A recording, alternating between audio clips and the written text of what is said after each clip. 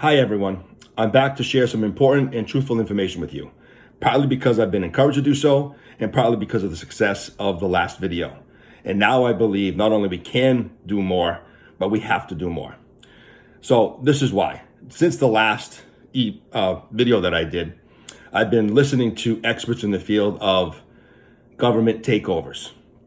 They have extensive experience in studying and witnessing how governments are taken over. And unfortunately, they've all said that's exactly what's going on in this country today.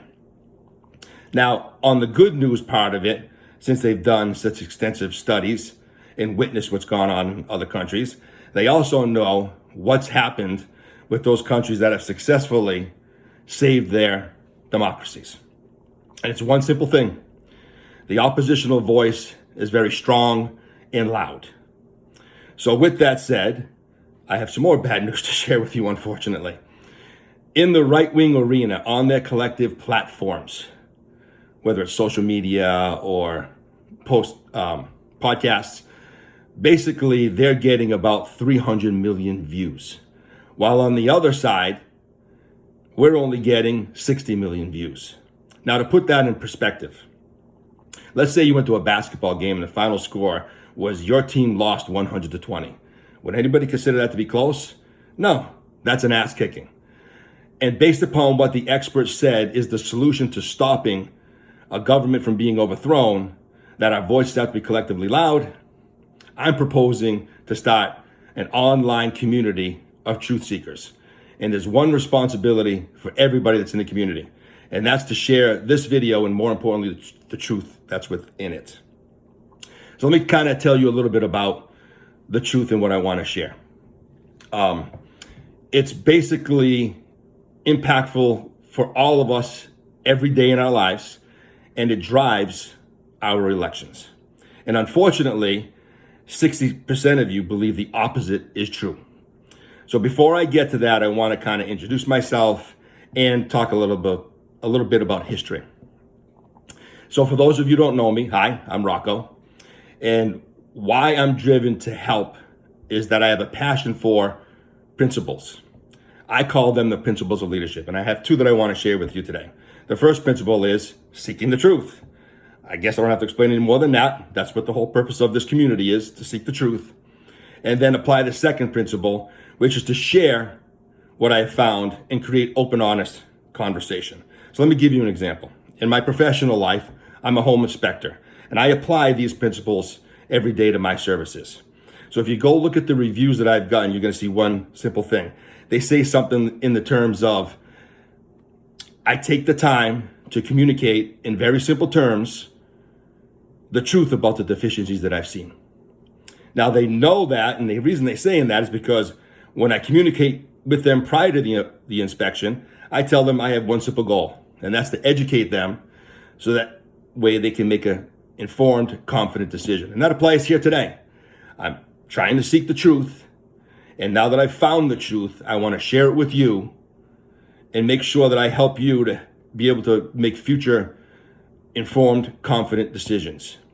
That's why I'm so passionate about seeking the truth.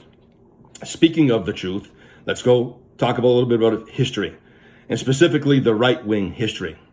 Now, currently, MAGA wants you to believe that they're the patriots and they're here to save the country from libtards like me. Now, amazingly, when I ask them to educate me on the history of the right wing, I hear crickets. And I've yet to hear anybody explain right-wing history and their ideology. So let's take a trip back in history. And remember, if you don't learn from history, you're doomed to repeat it. And I'm going to prove that we keep on repeating it. So in the 1860s, as I was taught by my teachers in Shepherd Hill, there was a civil war, and it was between the right-wing Confederacy and the left-wing Union.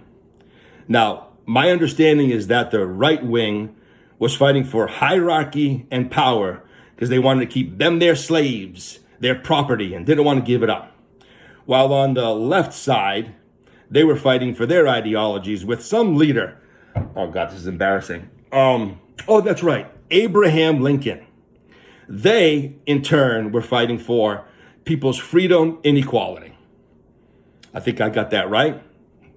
So the war was won by the Union, but it really wasn't won because unfortunately for all of us, the Confederacy grew like a parasite in this country and in our government. So let me fast forward 100 years to 1960. But let's remember the atrocities that the right wing continued to do throughout that time period, like, I don't know, Jim Crow laws or red lines or the wonderful KKK. Yeah, what a great, loving group of people they were. So in the 1960s, we learned about another man named Martin Luther King. Now, we didn't learn about Martin Luther King because he was some fantastical preacher at a church. We learned about him because of his continued fight against the right wing so that way he could get equality and civil rights for his people. That's what history is about, the right wing. So let's fast forward to the 1980s. Let's keep this journey going. And the reason I stopped in the 1980s because that decade is when I lived my privileged white boy life and I graduated from high school and college. And at that same time, some black boy named Tiger Woods wasn't allowed to play on some of the golf courses in this country. Are you fucking kidding me? Really? That's left wing or is that right wing? So if you haven't gotten my point yet, let's move forward to 2008. And this is for all my NFL fans. I'm sorry, not my NFL fans, but all NFL fans out there. Sorry about that. In 2008, they adopted and they implemented the Rooney Rule. Now, the Rooney Rule, very simply, is DEI, diversity, equity, and inclusion. Now, why is it that the NFL would implement a DEI policy like the Rooney Rule? Well, it's because them good old white boy owners didn't even want to take the time to interview qualified black men for head coaching and GM positions. Yeah, hierarchy and power. That seems to be a right-wing thing. So for all those MAGA folk out there who still don't want to embrace history, let me remind you of one more thing that I was trying to get out of you when I keep on asking you to educate me. Go ahead and remember that when we fought in all of those wars overseas, we were the left-wing liberators fighting against right-wing Confederate MAGA tyrants. Now, please tell me who's fucking delusional, me or you? I know I try to seek the truth. Speaking of the truth, let's get to why I'm actually doing this video and why it's so important and the original message here, okay? What I want to share is the truth about the economy and why 60% of you are getting it wrong. So I went out and I decided to seek the truth about the economy. And I simply did one quick thing. I Googled who's better for the economy, Democrats or Republicans. And then AI search came on and they started buffering. And from what I understand of AI, they gather all this information and facts and they put it all together and they spit out something very simple for you to understand. And that's exactly what happened here. Now, there was a lot more that spit out as well. And if this community grows, and it should, I got more information to share on the economy. But let me read with you what popped up when I asked who's better for the economy. It says here, since World War II or 1945, the United States economy has performed significantly better on average under the administration of Democratic presidents than Republican presidents. Think about what I said. It drives our everyday lives. It drives our elections. And 60% of you believe the opposite to be true. So let me repeat this again because it's so important for this information to get out to everybody to understand. Since World War II, or for the last 80 years, almost a century, folks, the United States economy has performed significantly better on average under the administration of Democratic presidents than Republican presidents. That is the truth about our economy and why it's so important to get the information out.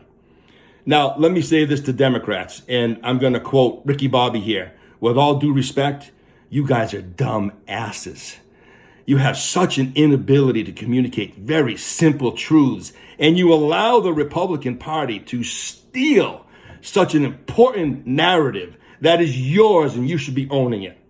Are you kidding me? How stupid could you possibly get? Hi, let me do your job for you. Here's the truth about the economy.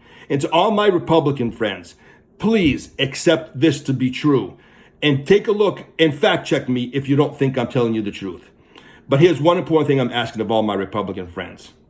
I'm asking you to consider joining this community of truth seekers, because we all need to be in this together.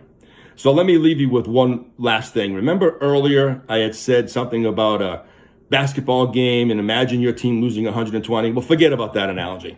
Let's have this new basketball analogy. It's the end of the first quarter and we're down 25-5. But I also know that we have 3 quarters left. And I guarantee you, and I promise you that I will fight to win this game. The question is, will you?